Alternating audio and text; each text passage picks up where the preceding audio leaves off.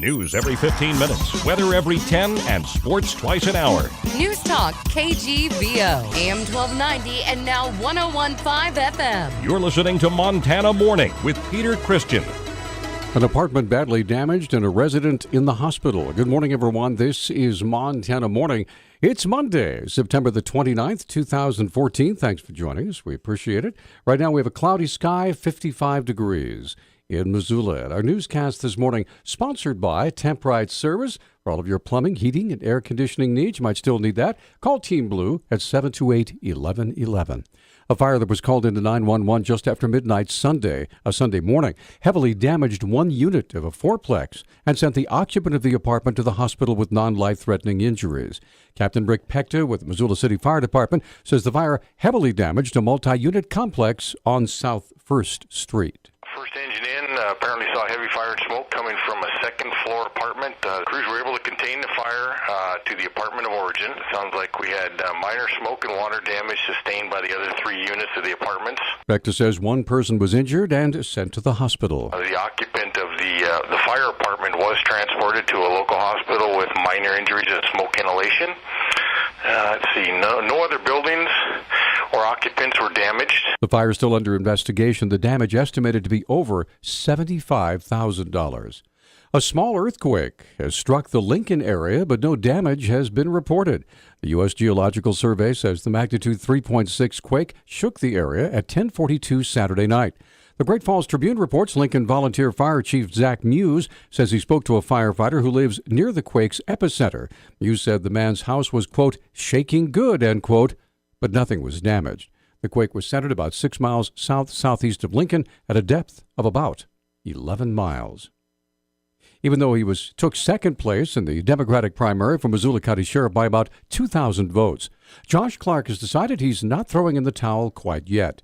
Detective T.J. McDermott won the primary campaign, but when Clark looks at the numbers, he says he finds hope. He got, I think, roughly 7,100 votes. There are over 85,000 registered Missoula voters, so that's roughly 8% of the voting population he got. Clark says that McDermott has not been bringing people together in the department after the contentious primary as he promised. Since the primary, he's been having talks with people, making promises to people. Other people he's made veiled threats to or just outright accusations. And for a guy that says he's trying to heal the department, he's scaring a lot of people. After the election, Clark filed a complaint with the Montana Commissioner of Political Practices, saying that McDermott had used a Missoula law firm's stationery and facilities to campaign, but did not file these expenses in his campaign report.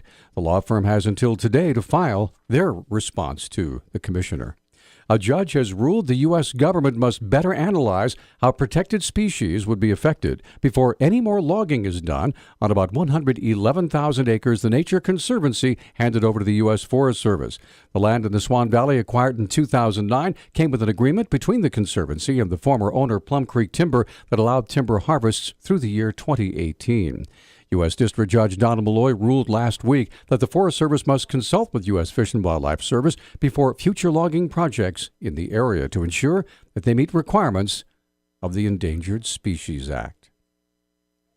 Last Friday, the Missoula City Health Department was finally able to dump the 37,000 pounds of rotting chicken meat that had been sitting for over a month near the Y truck stop. Sergeant Joe Ramirez of the Nampa, Idaho Police Department told our John King that the truck was towing the chicken trailer was found Thursday after news about the chicken went nationwide. National coverage, I believe, sparked his attention because we got a call saying he was on his way to drop the trailer off to Nampa and to speak to detectives. We did recover the truck. We received a phone call. An anonymous tip truck was sitting at a local market, and officers responded to the area, and lo and behold, there was the 2013 Volvo tractor trailer. The suspect, shall we say, chickened out of the meeting with authorities, and he's still on the run. His name is Christopher L. Hall. He's a 42-year-old white male. He's about 6 foot tall, 240 pounds, I think is what it shows on his driver's license. We don't have a permanent residence for him, so we don't know if he's a Montana resident or an Idaho resident. We do know that he is currently wanted by the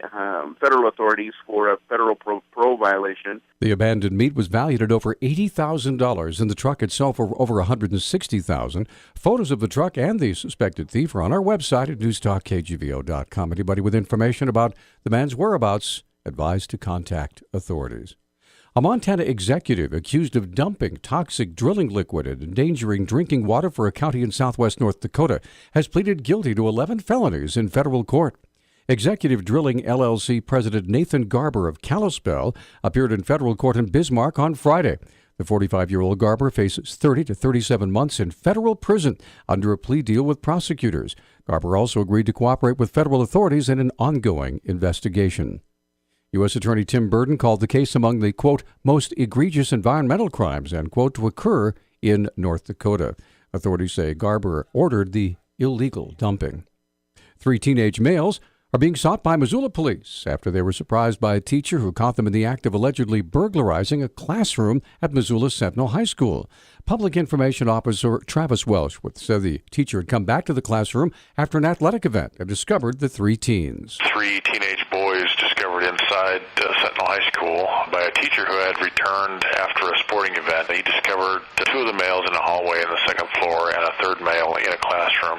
He turned on lights and the boys ran down the stairs back towards the 1st floor. Welsh describes the 3 suspects. The first one is described as being fairly tall, maybe 6 feet to 6 feet 1, wearing a gray hoodie with some kind of a color pattern on it. The second male was described as being smaller than the first, maybe around 5'6", 5'7". The 3rd male was described as being of medium build, a little bit larger than number 2, and he was also wearing a hoodie. Police are working with Sentinel High School officials to obtain any surveillance footage that might be available, but until then, they're asking the public, or anyone who may have information about these 3 male suspects, to contact Crime Stoppers 721-4444.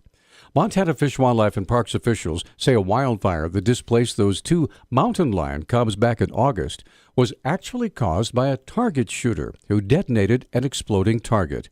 The Ravalli Republic reports a 50-acre fire started in an area of waist-high grass east of Florence in the Sapphire Mountains. U.S. Forest Service and local volunteer firefighters were able to suppress the fire with help from helicopters and fixed-wing aircraft at a cost of about $94,000. The Forest Service's northern region prohibited the use of exploding targets back in May.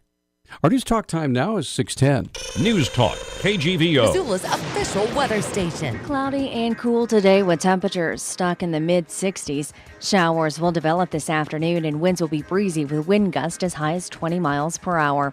I'm meteorologist Brooke Foster for KECI 13, your first alert station.